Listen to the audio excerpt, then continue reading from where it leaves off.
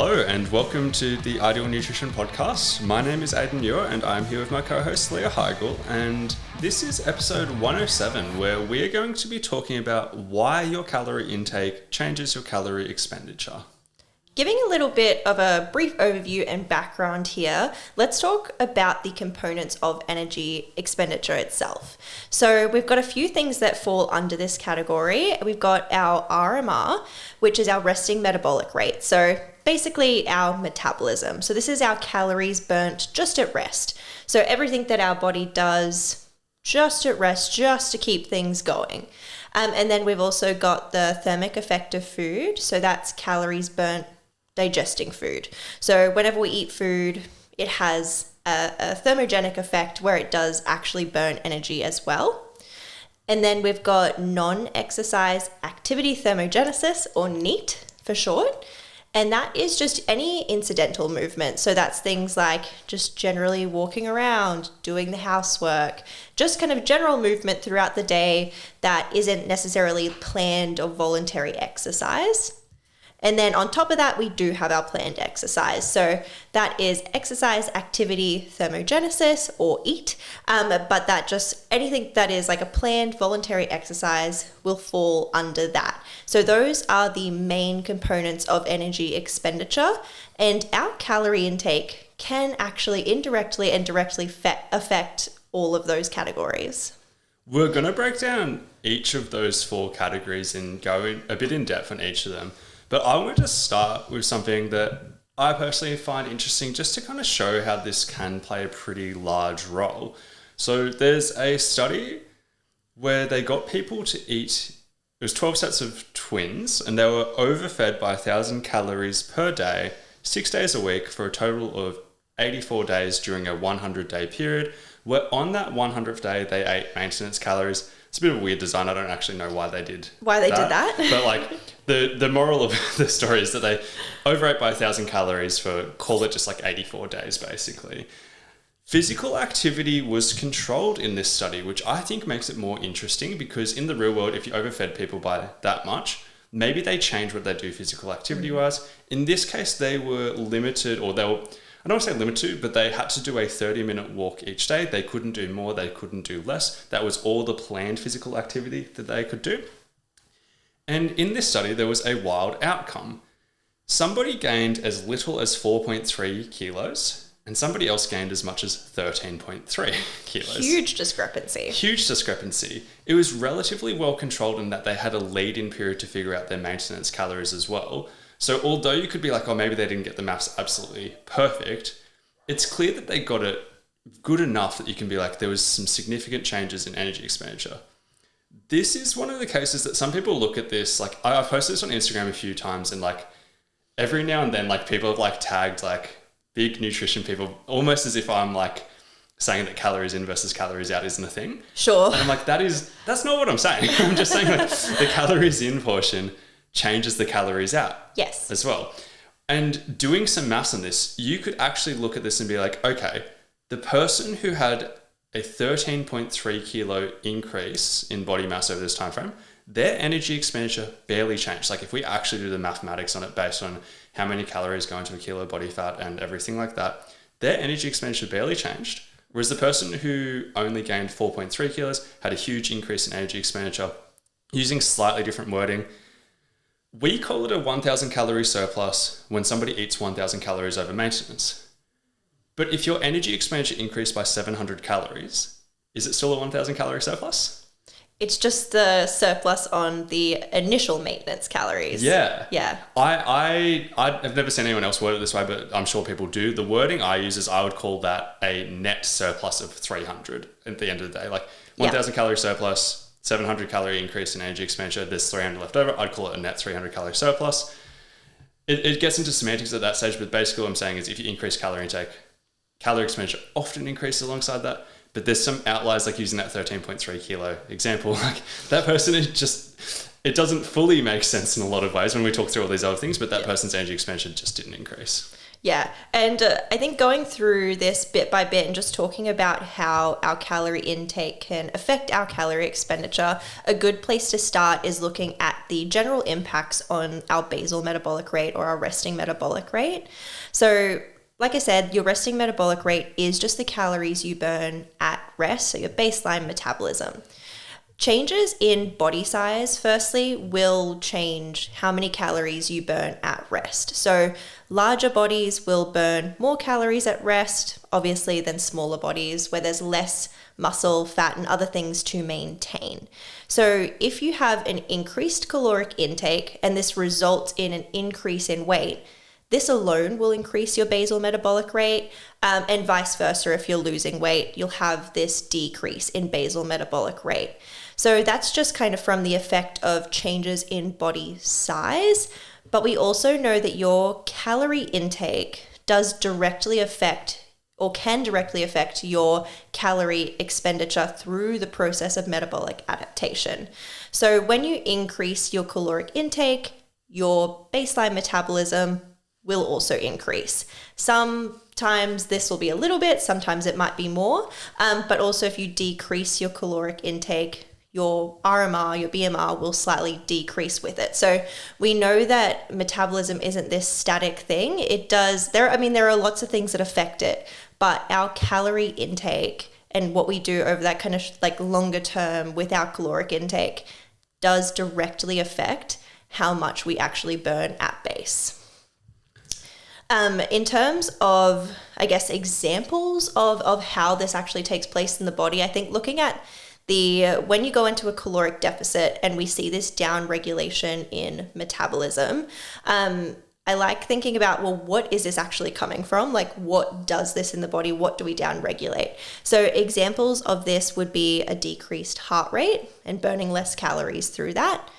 There'd also potentially be down regulation of other functions like digestion and immunity as well. We also see fewer calories being used in the process of muscle growth when we're in a caloric deficit. And then in more like severe cases where there's quite a large calorie deficit or a prolonged deficit, we can also see like loss of a regular menstrual cycle or HA in some people. So that is the process of our body kind of shutting down menstruation just to conserve calories. So there's a lot of ways our body can down regulate things to conserve calories when we are in a calorie deficit, vice versa, when we are in a calorie surplus or an increased caloric intake, our body kind of upregulates some of these processes. The definition of metabolic adaptation is something along the lines of the decrease in resting metabolic rate that is more than you would expect based on what a formula would predict. And like a formula would predict just the changes in body mass, which we kind of talked about, the changes in body mass will result in a change. But metabolic adaptation is anything more than that. Yep. And there's two kind of separate definitions of metabolic adaptation. One is just looking at resting metabolic rate, which is usually not a huge factor in all of this, but it is something that can change a little bit. And the other broader one will cover like kind of all these other changes, but in particular changes in physical activity, which we'll talk about as well. The simplest one for us to understand though is the thermic effect of food. This is something that arguably changes almost instantly when you change your calorie intake. So the thermic effect of food is the calories your body burns in the process of digesting, absorbing, and metabolizing foods. The reason why this is such an easy one for us to get our heads around is because typically the thermic effect of food makes up around 10% of your calorie intake. That is a very average type of number. And what I mean by that is if somebody ate higher protein, higher fiber, they would have a higher thermic effect of food. Maybe it gets as high as 15. If somebody had a very processed food intake, low protein and low fiber, maybe it gets as low as say 5%. But using an example, if somebody was to be eating 2,000 calories per day, the thermic effect of food could be around 200 calories. If they increased their calorie intake up to 3,000 and they kept eating the exact same type of foods, suddenly it could now be 300 calories that are burned through the thermic effect of food. That's easy to get our heads around. If you eat more food, you burn more calories in the process of eating and digesting food. If you eat less, you burn less through that process. Another place where calorie intake can impact our resting metabolic rate is through the effects on like incidental movement as well. So that goes back to our NEAT, so non-exercise activity thermogenesis. I actually hate those acronyms so much. Yeah. So I just call it incidental movement because it's anything that we do movement-wise that isn't planned exercise. But there's a couple of ways that this can impact. So firstly, going back to the body weight stuff. So we do know that when we reduce our caloric intake, there's a reduction in body weight. This means that there's probably a reduced calories burnt through things like your daily steps and general movement, and then vice versa with an increase in body weight. But then we also have the impacts on like our subconscious movement. So for example, increases in calories usually result in increases in incidental movement. So, I mean, that would make sense. Like when you have more calories available, you're probably going to feel more energetic. You're probably going to choose to, walk to the shops. Or there's just things you'll do subconsciously, whether it's fidgeting, whether it is slightly more a conscious effort, but you'll just have more energy to do things. So we kind of see this increase in incidental movement when there are more calories available. And then again, vice versa, with a decrease in caloric intake, less energy available. So maybe you're less likely to do these kinds of daily movement. I love the example that you bring up often about bodybuilders in competition prep, because I think this is obviously this is quite a severe case when you're like, that's not everybody, but I think it really highlights this change in incidental movement quite well. But we do notice that bodybuilders in competition prep seem to just move less in just kind of general speaking. So in how animated they are when they are speaking, they tend to talk slower, like even blink slower, like everything is slower. Like their body is just trying to conserve as much energy as possible because they just do not have a lot of it.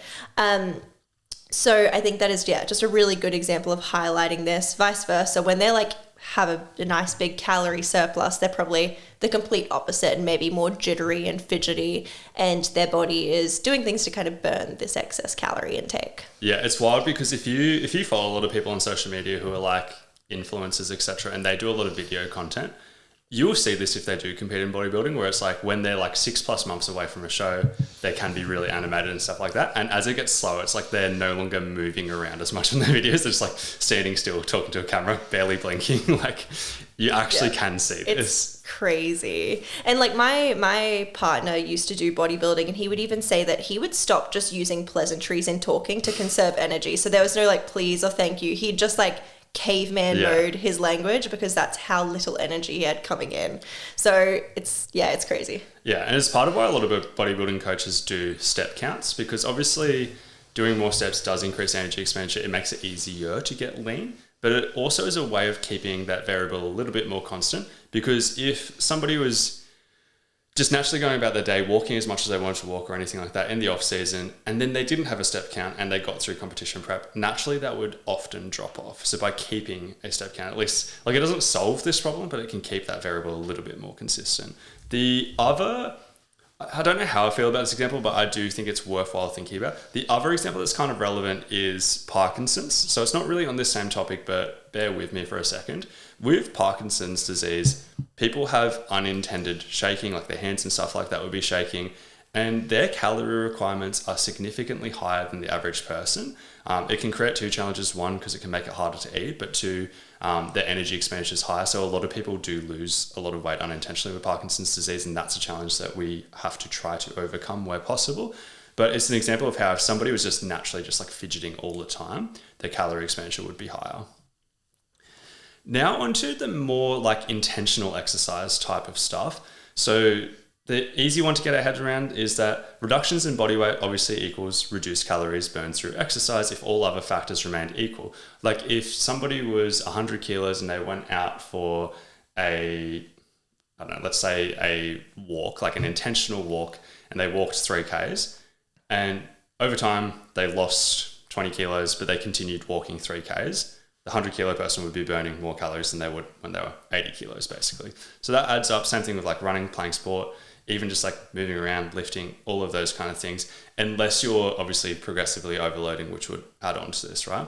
But There is another argument that exercise becomes more efficient when on lower calories.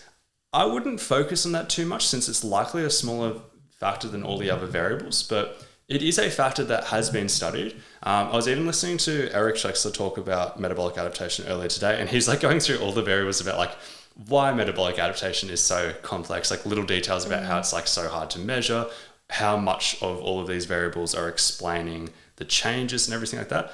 But he was talking about this study, which I obviously haven't read. I was just listening to a podcast earlier today, but he was talking about how they were getting people onto like, I don't know, just cycling. So like on a bike in the gym.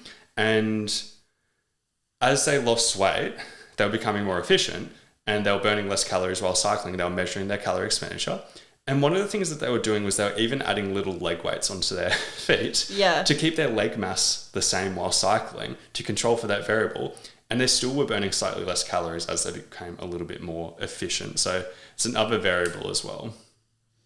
There are honestly so many ways in which our calorie intake can either directly or indirectly in some way impact our calorie expenditure. It's definitely a complicated topic, but I think it's an important thing to just be aware of, especially when, I guess, looking at your calories in versus calories out. And like you said, talking about certain aspects of this, like that study, like obviously it still comes into like down to calories in versus calories out, but what we do with our calorie intake can impact our expenditure so much. So these sides of the equation can impact one another. And it affects us whether we notice it or not. And it's important to note as well that some people experience it more than others. Like obviously in that study, some people saw a greater caloric expenditure versus others, even though the baseline surplus was the same. Yeah, and I want to jump in on that because now that we've gone through all these variables, you can kind of see how kind of absurd it was that one person's energy expenditure didn't change. Like starting with the most obvious one, the thermic effect of food. If you added 1,000 calories, your thermic effect of food should increase by about 100, maybe 50, maybe 150, maybe 200, but it should increase, right? And that makes that kind of tough to explain in terms of being like, how did his energy expenditure not really increase? Like when you look at I think the easiest way for me to wrap my head around it is that these variables aren't always perfectly precisely measured. Sometimes we do just burn more calories randomly because we have a day where we fidget more. Sometimes we move slightly more, less, etc. And it's like maybe during the baseline period, maybe the researchers got his maintenance calories slightly wrong, or maybe, and like I mean by like a very small margin, but like slightly wrong.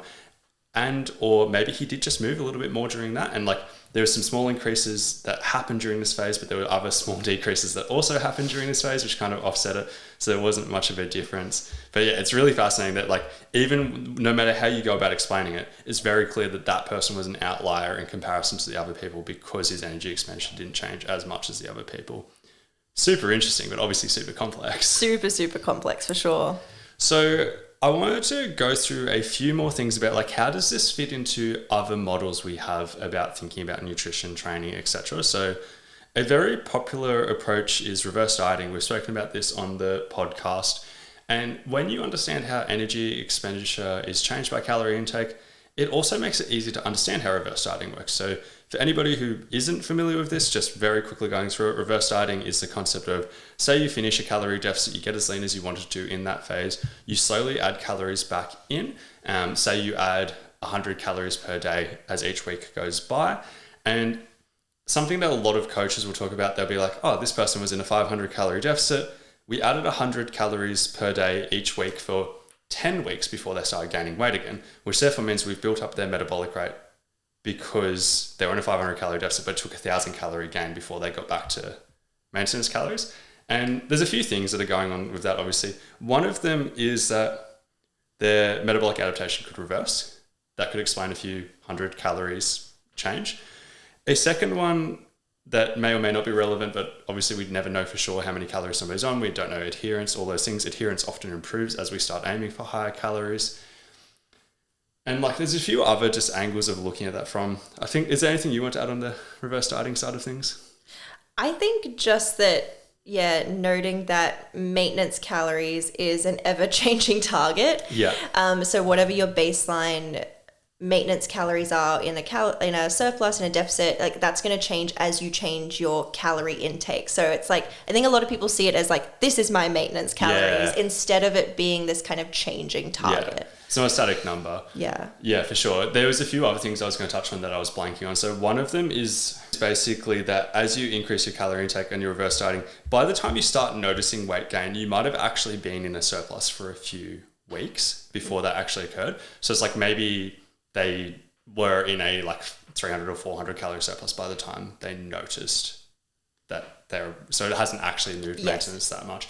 And then the final concept, the most important one I really wanted to get at, is like, reverse dieting can have a place, but it's also not magical, because how would reverse dieting increase your metabolic rate any quicker than just jumping straight back to maintenance calories? Because if you start reverse dieting while in, say, a 500 calorie deficit, and it takes like at least 5 weeks to get back to wherever your maintenance would have been, you're still spending more time in a deficit, which is kind of prolonging. It's just a slower way of doing the same thing. Whereas like you could jump back up that 500 calories to start off with, and then see if you can increase a little bit more as these things reverse.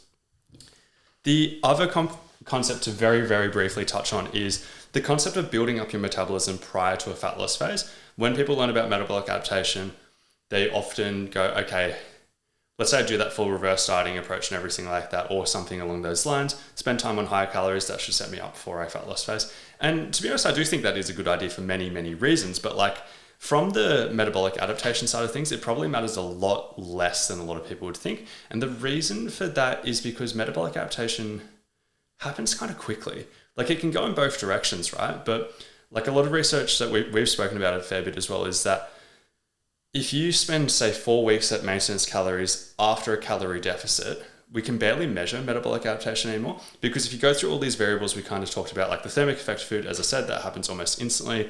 The effects on incidental movement, once again, after about 4 weeks is probably, if you're at maintenance calories, that goes back to the baseline. That efficiency with exercise, I don't think that would take very long to get back to normal. And then the metabolism stuff that we kind of spoke about is not really a large variable to start off with.